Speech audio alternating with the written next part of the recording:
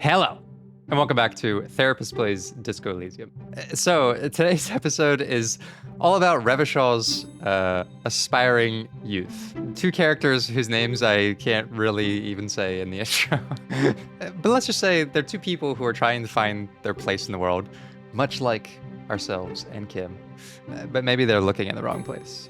So, we're going to do our best to communicate across generations and see if we can find some common ground and maybe a path that's more true to their real nature. And I guess we get to learn some philosophy from them along the way. So this was a fun conversation. I really enjoyed these two characters. I hope we get to see them again. So I hope you enjoy as well. Okay. So I think we are going to make our way to the village to ask about Ruby. And we'll see what we get into on our way there. There's a couple of things we can do. Yeah, at some point we're gonna have to go talk to Everard again, I'm sure. All right, let's make our way over. We didn't get a chance to chat to these gentlemen last time. Let's see what they have to say. The palm tree livery should be like pastel green. Fucking tropic shit. I can see it.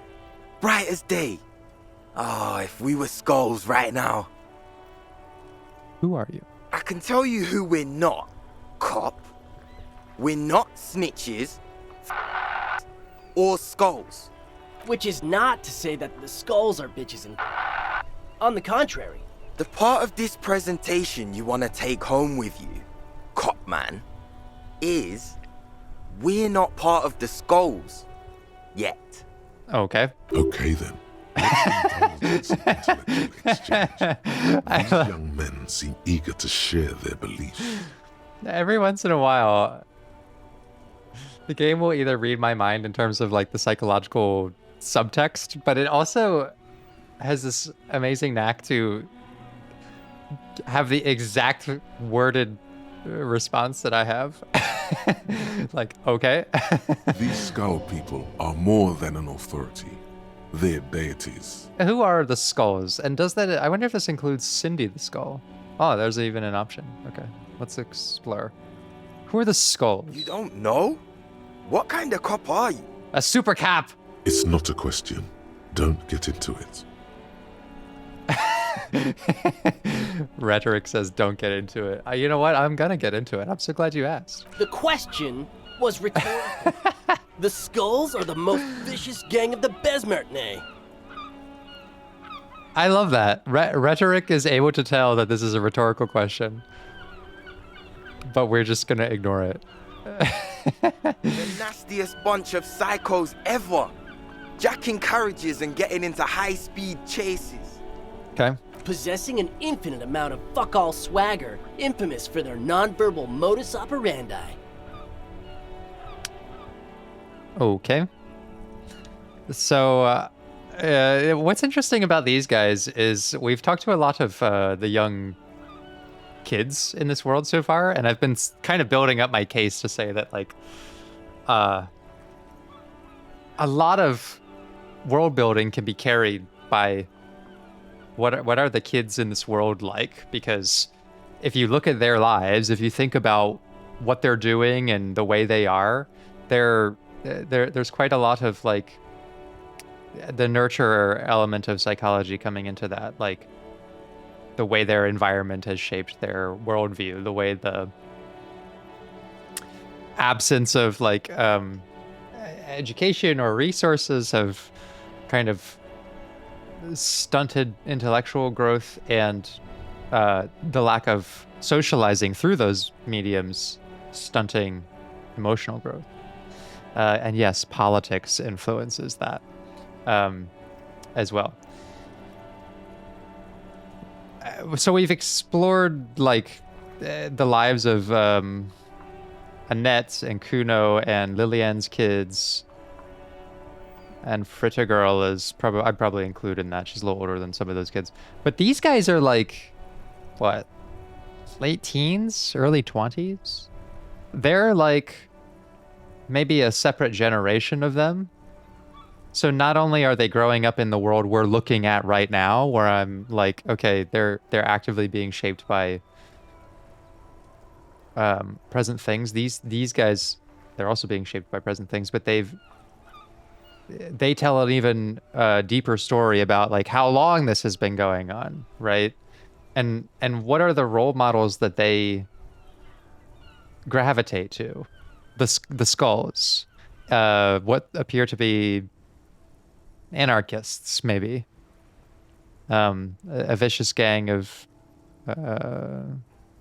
carriage jacking, high speed chasing, fuck all swagger having non-verbalists.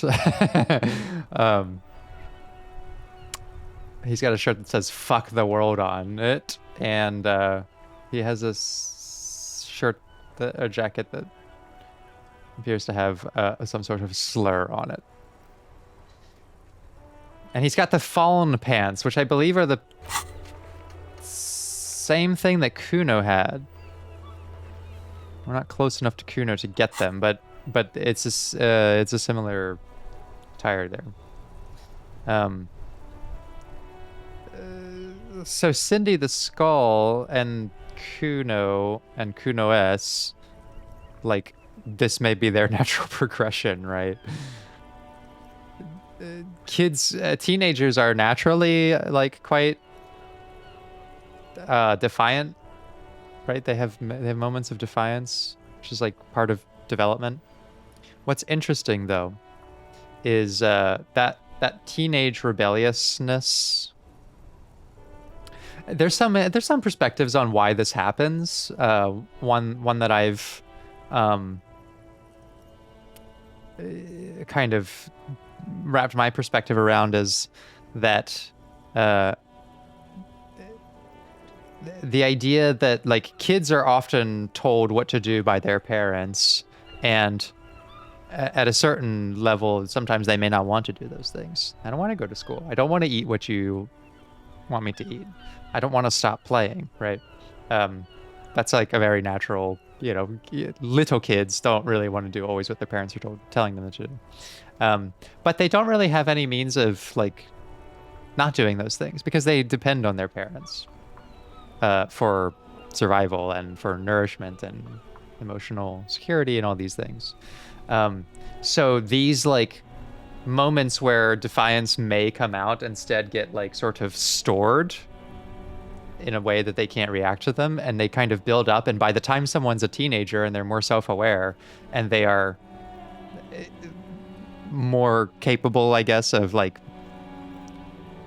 not doing the things that they're told, and understanding that what the consequences are, it's like all this like defiant potential is released. Right? What's interesting about that though is some psychological perspectives might say that teenager level of defiance is very normal, but there's a certain point at which like maturity would say that we kind of get over that.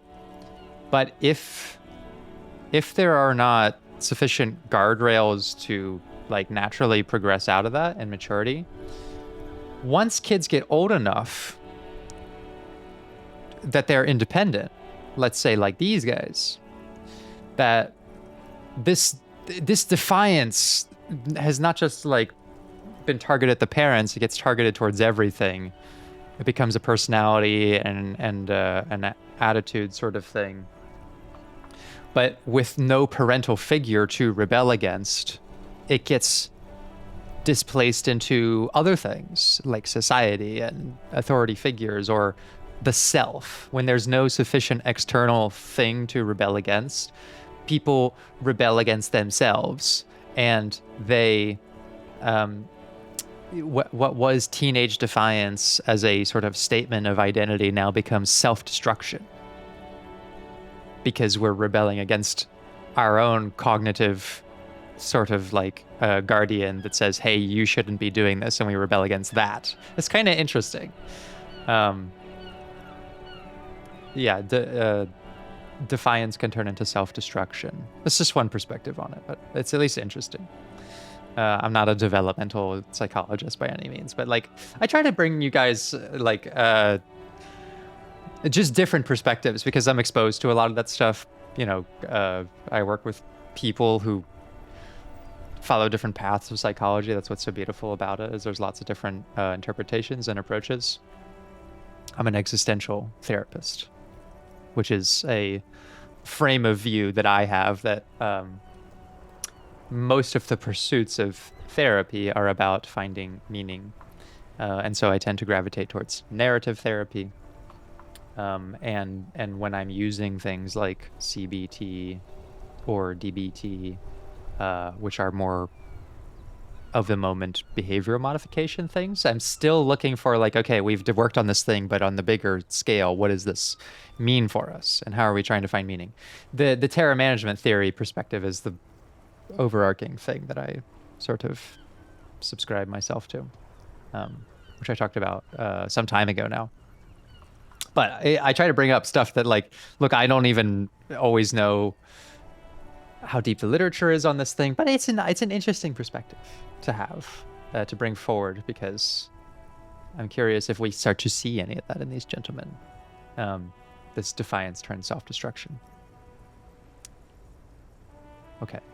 Let's ask about the non-verbalness of the skulls. If a skull spots you, he will pull out his dagger and stab you without saying a word.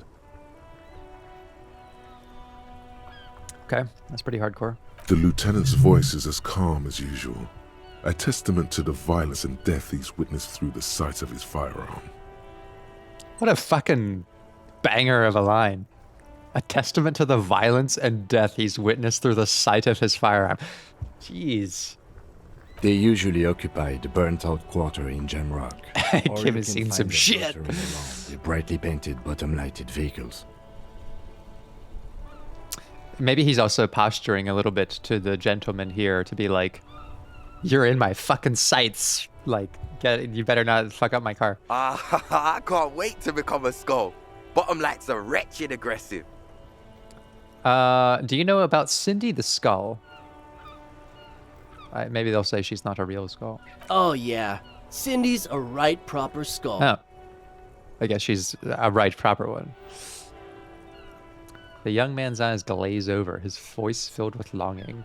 Okay, so they like Cindy. Yeah, a true artist of the future. Just like Arno van Eyck.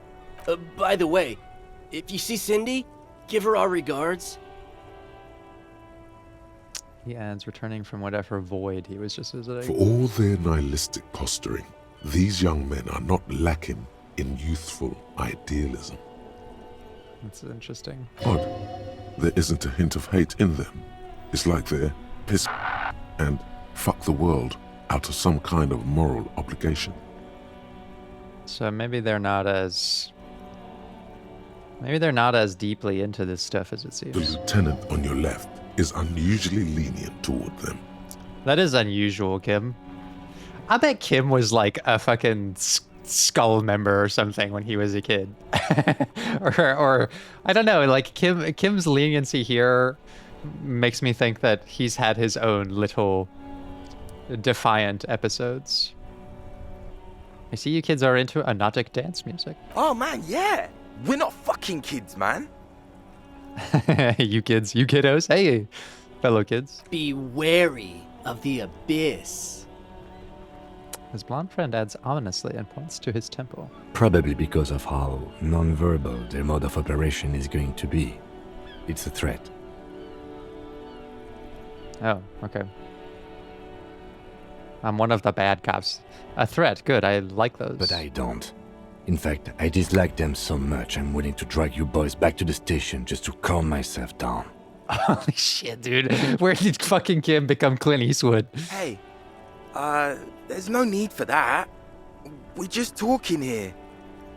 Joking too. Stay light, man. Yeah. Didn't you cops, like, have some questions about skulls or some shit? So maybe what we're seeing here is that natural tendency of defiance that presents in teen years.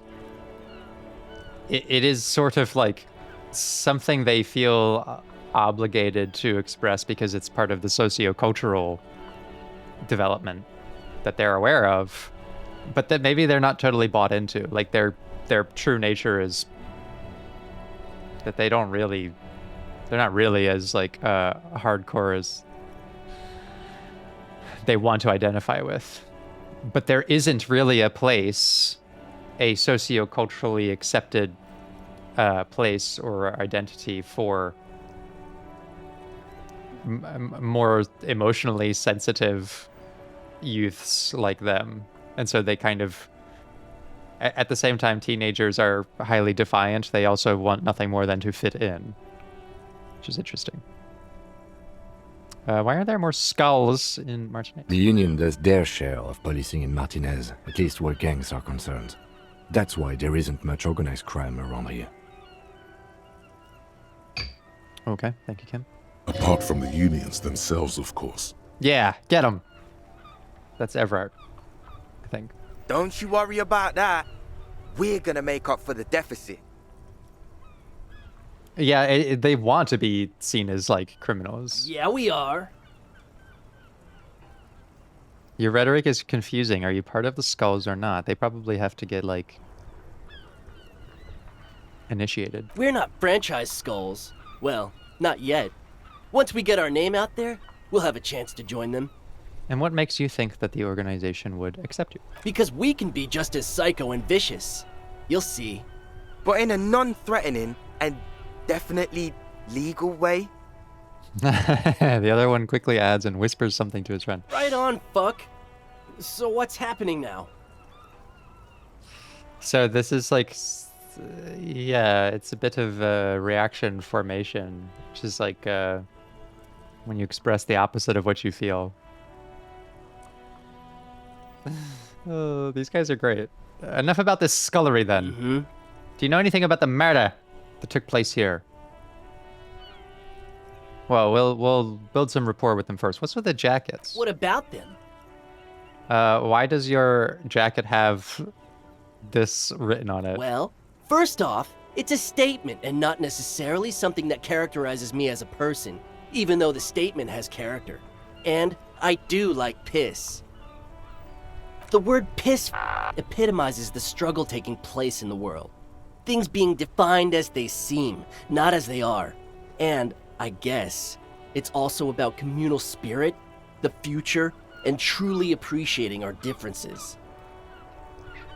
Okay, I'm not sure how that communicates that. Also, you've got to admit, it catches the eye. And since the Grand Piper is slowly but steadily moving towards basing the economy on it, attention, it is imperative that the medium itself convey the message. What? I mean by this is, we are all piss and that the world is inherently meaningless. What? Okay. Why do you have fuck the world written on your jacket? Like I said before, many men keep searching for the one, for so-called true love, which is actually just obsession masquerading as kinship. The thrill of the chase, the hollowness that fills your chest cavity after catching it. Okay, so this guy's more of a poet. To catch a fish, you'll need to hurl the lure many times, and even then it isn't certain that you'll get anything. If you blow up the lake, though, Blow it up. you get more fish in a shorter time. And, for time is of the essence and fleeting ever so quickly, one must think of a way to fuck the whole world and not get caught up in fucking someone. Okay, so this is a very utilitarian perspective. So I'll come back to existential psychology. It's not just about meaning in like the largest sense of the world, but it also sort of looks at these fundamental human values that can create meaning, such as belonging and fulfillment, and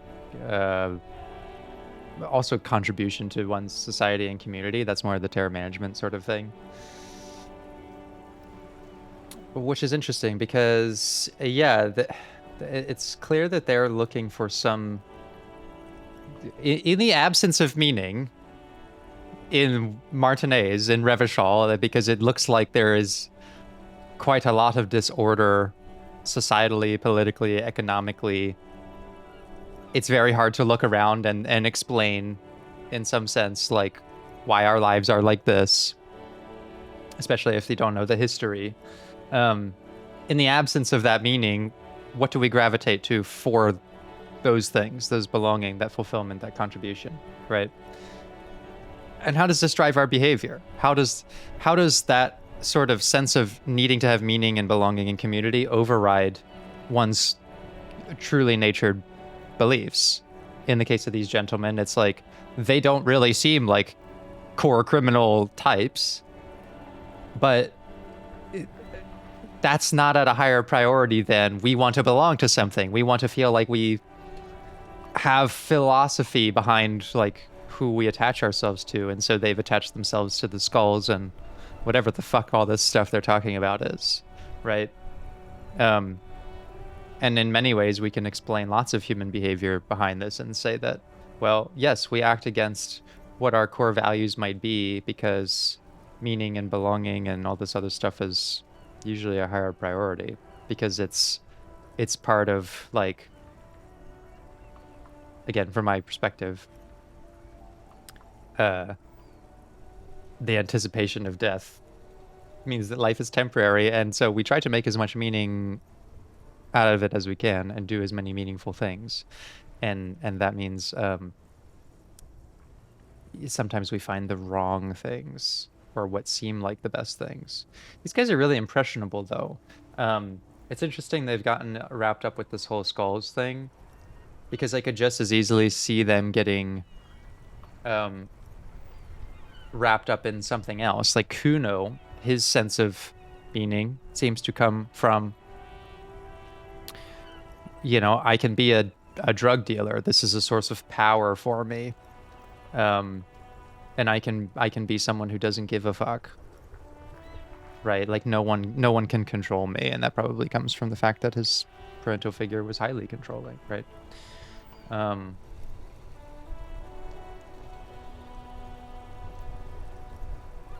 So yeah, we can sort of look at that, and yeah, these guys could have just as easily gotten impressed by Titus and the Hardy Boys and getting wrapped up in that sense of community archetype. Or they could have gotten wrapped up in like the same thing that the Anodic Dance kids are. But they've gravitated towards these skulls. Because when one fucks everything, he fucks nothing. And that, to me, feels glorious. Sticking your dick into the void. Hate to admit it, but in a weird way, he's got a point. Is it a coincidence that here we have 2 badass jackets and 2 badass cops? Hey, Kim. Yes?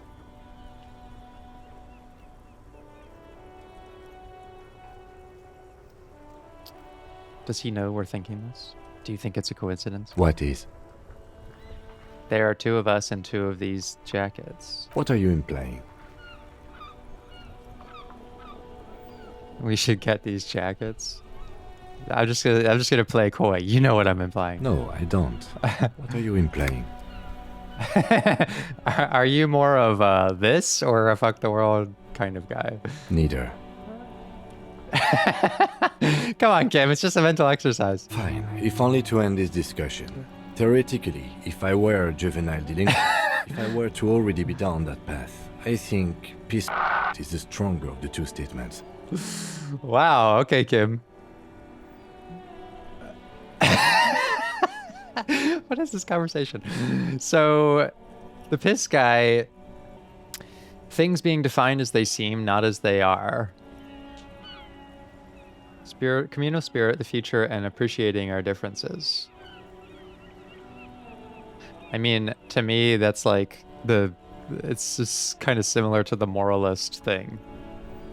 And just kind of empty platitudes about community. And the fuck the world guy, more nihilistic, or no, not nihilistic, but yeah, utilitarian. Like, if you fuck everything, then you're fucking nothing. I don't know, whatever. I'm having trouble parsing the philosophy and what they're saying because it's so ridiculous. I kind of want to just like, well, what should I go with? Part of me wants to choose this because he'll just be like, fine, you can be that one. I don't really care. And if I say this, he's just going to say whatever. It doesn't matter. So I'm going to go, no way. If anything, I'm the piss guy in this scenario. Fine. Fuck the world just seemed to fit you more, considering your heroic exit attempts. You always get to be the crazy one, right? Fine then. So are we done here? Or you don't need us around for your secret whisper party, do you? Oh, we can ask for their jackets. We'll come back to that. Do you know anything about the murder? Murder? A man was hanged in the backyard of the Whirling Rat. Yeah, sure. We'll gladly tell you everything we know about it. It was a man. Also, he was hanged. Anything else? He was hanged from a tree. Yeah, I mean, duh. These punks don't know anything. Let's just move along. Hey, stop right there. How does one know anything? What does that mean? Fucking philosophy, man. You can do aggressive shit with philosophy. Justify shit. Like murder or wasting your life away. Yes. Yes! Like wasting your life away. Like self-destruction. Like outward defiance turning to inner defiance and self-destruction. Okay, it's a bit of a stretch, but... okay, talking with you has definitely been something. Have anything half-light? See if I can get those jackets. Got a +1 to half-light already.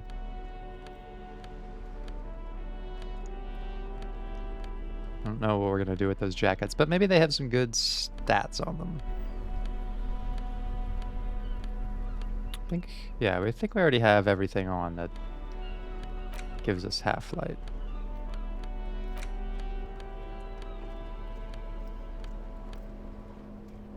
From the gloves. Okay. Whatever. It's a 72%er. That is fucking lightning. Hey, piss. Look who it is. Shrunken cophead material. We've demonstrated our authority and they're just off-brand skulls. Let's see if we can get those jackets. No, no, no. Don't ask anything. Be subtle and scary. The boys dream about being skulls. Use that. But how? Suggest they're massive skulls. Come on. Boys, with those jackets, you're gonna beat the Skull Kings in no time. What? No. Skulls don't have kings. I think. And we're not even in yet. Yeah, man, keep your voice down. Skulls don't take it lightly when folks pretend to be them. We're not even prospects yet. Prospect must be a hierarchical term. Probably in the lower end. Okay. Not even prospects and already aspiring to be kings. Wow, you boys are ambitious. Only prospects and already planning a coup in the skulls. You're destined to go far. No fucking way, dude. No fucking way Kim is playing along with this. He wants those jackets. I'll even let him be the piss guy. He gets it. Passive-aggressive flattery. I want Kim like this all the time. Shut the fuck up. Are you trying to get us killed? Now bring it to the jackets and, yes, start shouting. Yes, we want to be cool killer skulls too. Like you guys, but we don't have skull jackets. Please be quiet. What? What do you want? The jackets? You got it. No need for cruelty.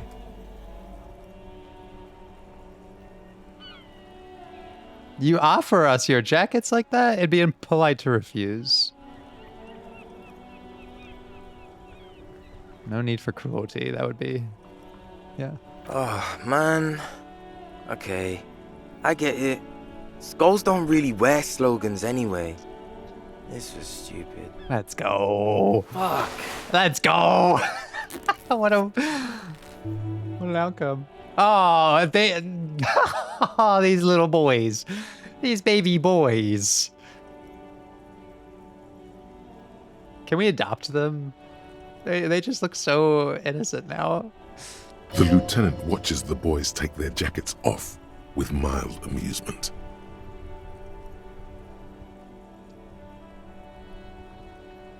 You know what? Just for participating in this, I'm gonna let Kim be the piss guy. I said I prefer the piss one, but you can have it if you like. The other one's cool too. That's gallant of you, but I'm not wearing either jacket. Ah, come on. Why not? They're a pair. We can really raise hell. Go undercover hard. This case doesn't require us to go undercover or raise hell. In fact, I don't think the jackets will be useful at all. I just wanted them to not have them anymore. Kim! Cold-hearted cop. Well, whatever. I'll take both of them then. Still, it's good to know we have a pair. In case the need arises, let's go with that. The need will not arise. I don't know, Eric. It's cold out. The dark-haired young man just stands there defeated. Okay, this is where I feel a little sad about this. After all I just talked about, like, naturally defiant children need an outlet to express that. And in the absence of meaning in this fucking society, they've gravitated towards something that gave them a sense of community and belonging, or at least one to aspire to, which was the skulls. And we've just humiliated them out of their only identifying, self-identifying clothing, just for a gag. Look how sad they are. We've completely stripped them of their philosophy, and this was, while very entertaining, kind of mean. However, if I had the opportunity to be partially cop, partially therapist, I would say that, look, now that we're not compensating for a sense of meaning and trying to aspire to a community that you clearly don't identify with which is like being non-verbally destructive, find something that's like true to your nature. Like, don't cosplay as a fucking villain of society if that's not really what you want to be. Yeah, let's get out of here. The cops fucked us. Yeah, we kind of did. Oh my god, that's amazing. Okay, let's check out our new threads. Half-light and drama. So the piss jacket gives us -1 authority but +1 drama. Drama is, it helps us lie, but we're less assertive, which is interesting. It's like wearing it makes us practice better self-deception and deception towards others, but we're not as grounded in our ideology, and so we can assert ourselves as well. The other jacket, is just my interpretation, gives us +1 half-light but -1 rhetoric, so it makes us more threatening but less persuasive. Interesting. Why is everything in this game so beautifully integrated, from narrative to world building to like character? Even just the way that the stats are represented tells a story about like what it means to wear these clothes. Also, that one of these seems to be... Oh, okay. It just means I haven't worn it yet. The orange outline. Fuck, that's so interesting. Well, I mean, we're not gonna wear one right now, but isn't it good that we have a pair? Oh, Kim. I fucking love Kim in this episode. I want to see more of this Kim. Wow. Okay, well, let's go pick up some mag before we progress onto the case. I think I'll just make this its own little episode because I'm really curious to see what you all think about these two characters. I love this interaction. Okay, Fritta girl. Wait. I have too much respect for Fritta girl to be so interrogus. Is this about the questions again? Because I don't really know anything. No, not this time. I'm just here to buy some mag. A small cabinet on the wall is filled with various medicine bottles, nasal sprays, and blister packs. They all bear the Saint Baptiste Pharmaceutics logo. I need some Dramamine. Okay, here. I hope Saint Baptiste makes you feel better or something. What? New Fritta girl dialogue. This is the best episode yet. Who is Saint Baptiste? Saint Baptiste, you know, the pharmaceuticals company. Saint Baptiste Pharmaceuticals, the one that sells meds out of Saint Baptiste. That one, there. Okay, Fritta girl. Look, you know I'm a foreigner in a strange land. I don't know everything here. It's good to know that she's so tapped in, though. What do these products do? I don't know. Let's see. Nosafed is a nasal spray. Dramamine is a really good painkiller. Magnesium is a dietary supplement. Hypnogamma is... I don't really know what Hypnogamma is. I guess it makes you feel less shit. It's recommended to use after lots of partying, studying, or exercising. Interesting. I knew Fritta girl had a scientific acumen. Maybe we can get her into like medicine development. Can you be a little more specific? This is the greatest gif ever. More Fritta girl dialogue. No, sorry. I'm not like a doctor or anything. But you will be one day, I'm sure. Nosafed heals +1 health. Dramamine heals +3 health. Magnesium heals +1 morale. Hypnogamma heals +3 morale. Okay, thank you, tutorial agent. Wonderful. Okay. Thank you for elucidating us on these things. Should I get some more Hypnogamma? A small cabinet on the wall is filled with... Why not? Okay, here. I hope Saint Baptiste makes you feel better or something. I hope Saint Baptiste makes you feel better or something. Like the pharmaceutical company. To me, it says that actually she doesn't have a lot of faith that these medicines are doing what they're saying they're doing.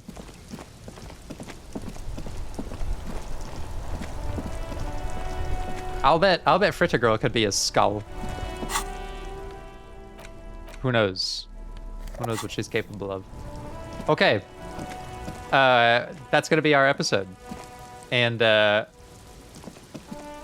gonna keep coming back to the coast to investigate this. Ask about Ruby in the village. So we'll get to talk to some people we've already met, and maybe get some new dialogue from them as well. All right, Kim. I want to see, maybe at some point we can get him to wear the jacket, or at least I feel like we're peeling back the layers of Kim's fun personality. I knew it was there. We just got to do more to draw it out from him.